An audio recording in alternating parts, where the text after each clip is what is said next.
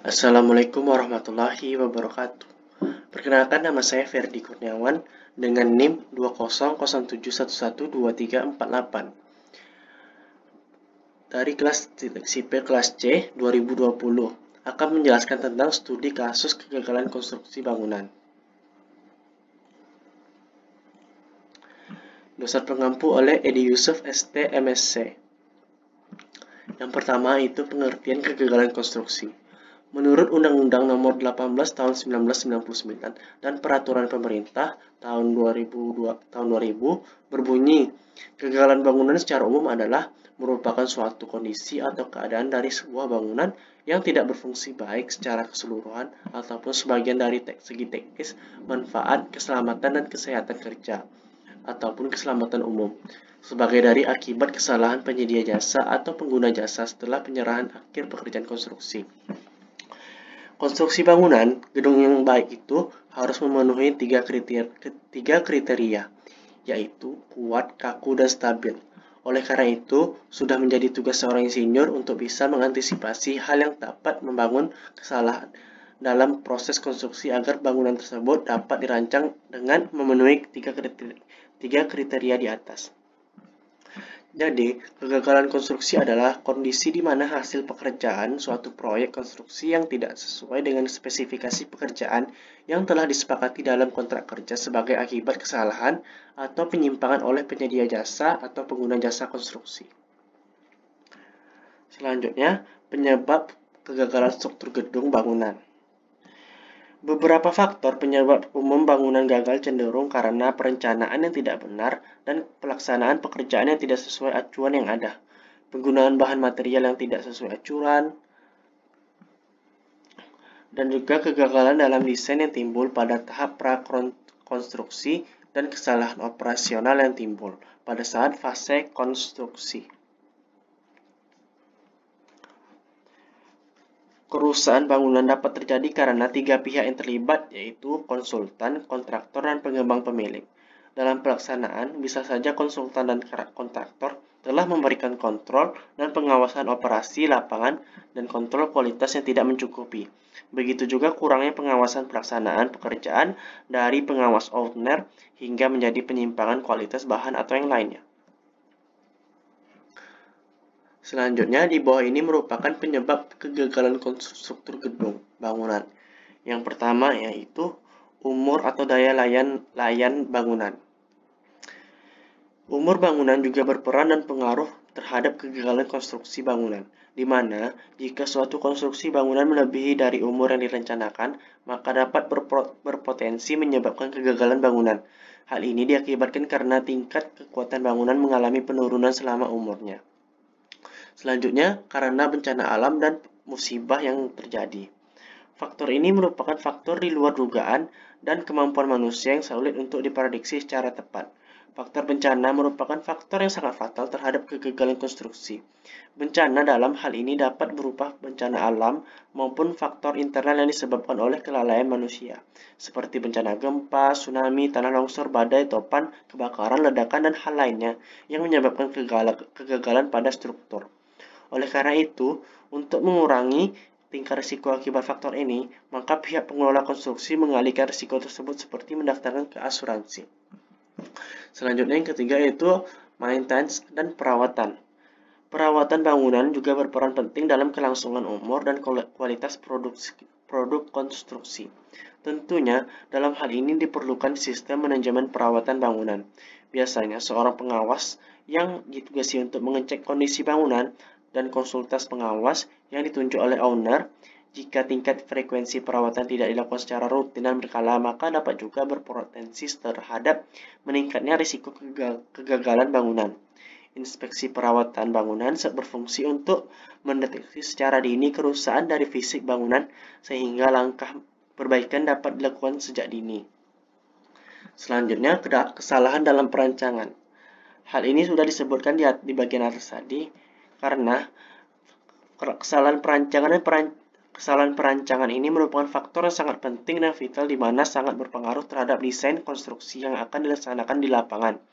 Jika dalam aspek perencanaan dan pelaksanaan pihak konsultan salah menghitungkan atau menganalisis, maka konsekuensi dan dampaknya dapat ditimbulkan ke depan akan sangat signifikan berpengaruh terhadap kegagalan fisik bangunan, seperti ketidaksempurnaan konstruksi dalam desain, seperti desain arsitektur yang kemudian disempurnakan, yang kemudian pada perhitungan struktur tidak direncanakan dengan baik, sehingga tidak sesuai acuan yang berlaku dan menyebabkan kegagalan konstruksi.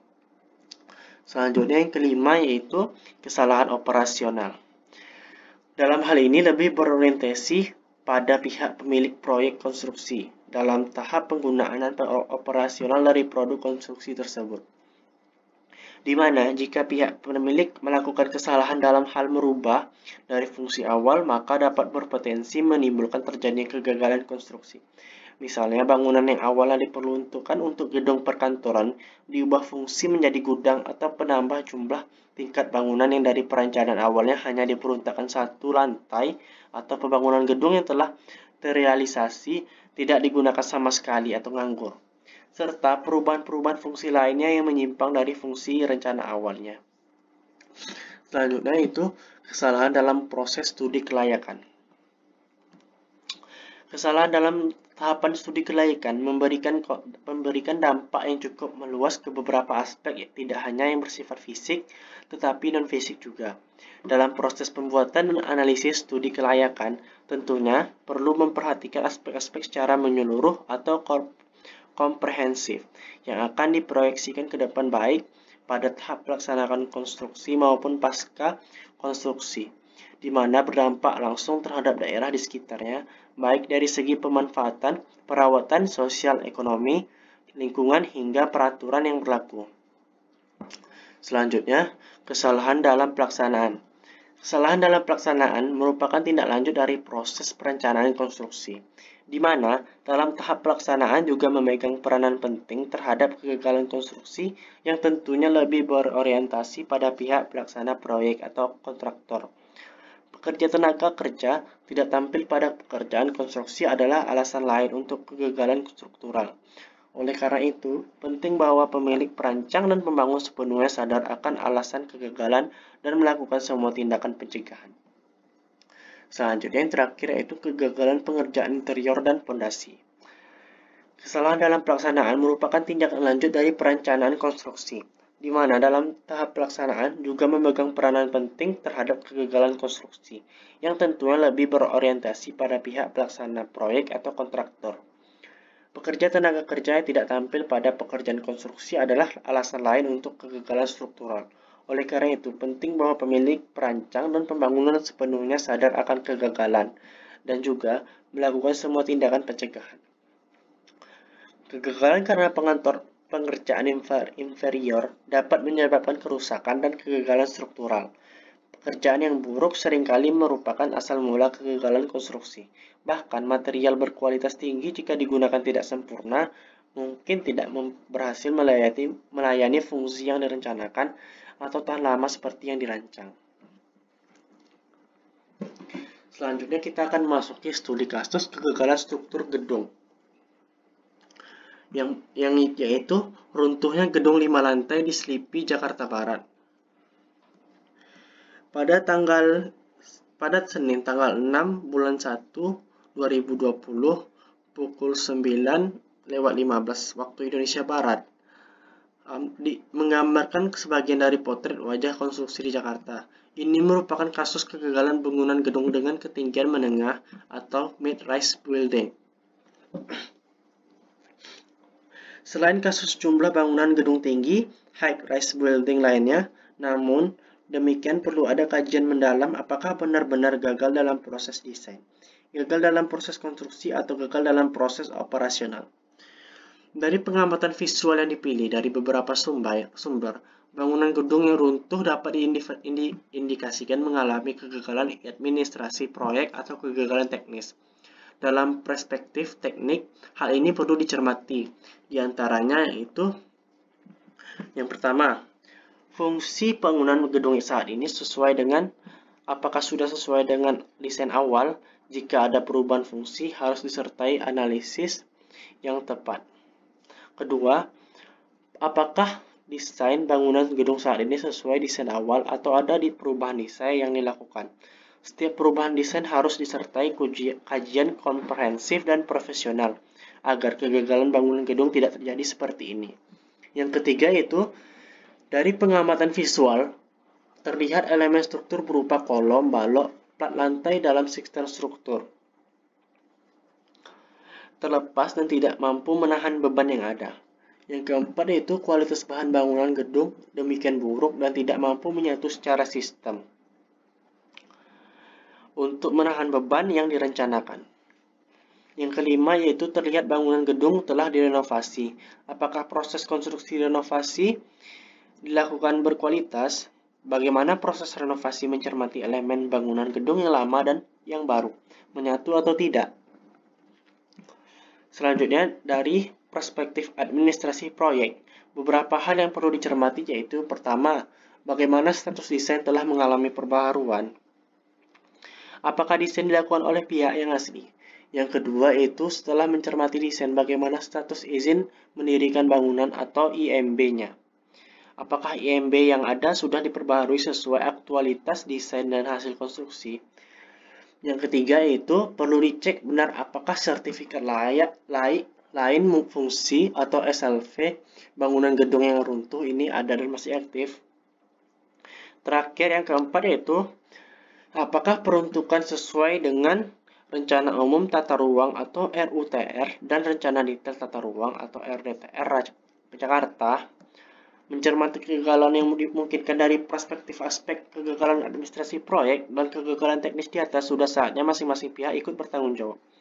Pemilik memiliki tanggung jawab yang sangat terutama. Ketika pemilik tidak menaati aturan yang ada, kegagalan bangunan gedung yang runtuh adalah kegagalan pemilik. Pemerintah sebagai pembina jasa konstruksi di Indonesia bertanggung jawab memastikan secara administrasi proyek dan teknis dari seluruh bangunan gedung Anda. Kegagalan bangunan gedung ini menjadi tamparan keras bagi pemerintah. Bagaimana proses terbitnya IMB dan hasil audit bangunan gedung.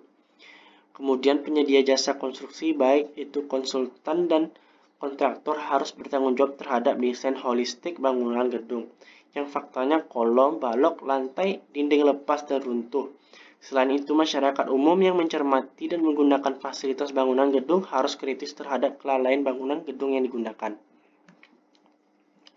Selanjutnya yang terakhir yaitu solusi atau pengatasan masalah yang terjadi. Kita akan membagi dua dalam hal perancangan dan dalam hal pelaksanaan proyek. Dalam hal perancangan, seorang teknisi sipil dapat memperkirakan dengan benar mengenai beban-beban yang akan diemban oleh bangunan nantinya agar tidak terjadi keruntuhan pada bangunan. Selanjutnya, pada dalam hal pelaksanaan proyek haruslah sesuai dengan apa yang telah dirancang oleh teknisi tadi. Seperti dalam hal desain, konstruksi bagaimana agar nantinya bangunan ini dapat bertahan di beban yang diemban.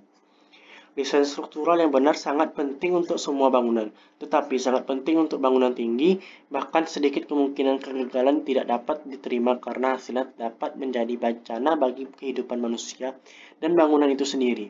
Oleh karena itu, orang sipil harus sangat berhati-hati dan metodis dalam memastikan desain bangunan yang sesuai yang dapat mempertahankan beban yang diterapkan. Tetapi dalam hal ini tidak hanya perencanaan dalam hal desain, tetapi juga perencanaan yang dapat berupa perencanaan anggaran, perencanaan mutu, perencanaan waktu pelaksanaan, perencanaan manfaat atau benefit, perencanaan fungsi, dan perencanaan yang mendukung terhadap produk konstruksi yang akan dihasilkan. Intinya, semua mode kegagalan perlu diperiksa dengan menggunakan perangkat lunak modern pada subjek. Selain itu, kualitas dari bahan bangunan juga harus diperhatikan. Hendaklah kita menggunakan bahan dengan kualitas tinggi agar tidak terjadi keruntuhan atau mampu menyatu dengan sistem, agar dapat bertahan beban yang direncanakan. Selain itu, kita juga harus mengecek apakah peruntukan proyek ini telah seusia dengan rencana umum dan tata ruang serta rencana detail lainnya. Selain itu juga terdapat kegagalan konstruksi yang disebabkan oleh detailnya. Sebagai seorang teknisi, kita haruslah mengetahui bagaimana kondisi lapisan tanah di bawah bangunan. Apakah lapisan tanah akan memberikan daya dukung yang menahan struktur dan memastikan stabilitas fondasi. Jika tanah bantalan tidak dipadatkan dengan cukup sebelum pelaksanaan konstruksi, maka peluang terjadi kegagalan struktur sangatlah besar. Terima kasih. Saya ucapkan bila ada kesalahan. Wabillahi taufiq wa hidayah. Wassalamualaikum warahmatullahi wabarakatuh.